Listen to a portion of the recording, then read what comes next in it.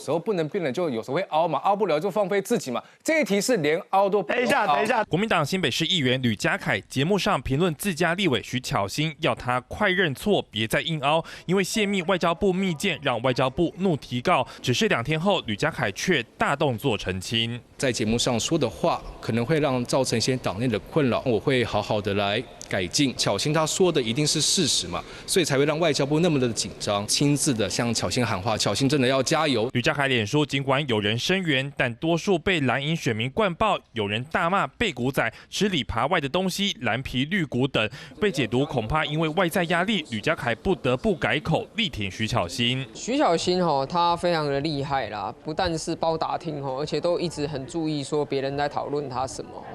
那包括我也有遇过有蓝营的朋友跟我讲说，巧芯都会传讯息关心他们说，在政论节目上的发言，传出徐巧芯会监看所有人在政论节目上的说法，甚至还会私讯对方。而国民党台北市议员钟小平7号在节目上声称，曾介绍富邦银行经理给徐巧芯认识，引发超贷质疑。对此，钟小平隔天马上驳斥，说他的发言遭到曲解，徐巧芯贷款过程一切合法，完全没有乔利息。而徐巧芯媒体群组更转发钟小平的声明，有些人就扭曲我的话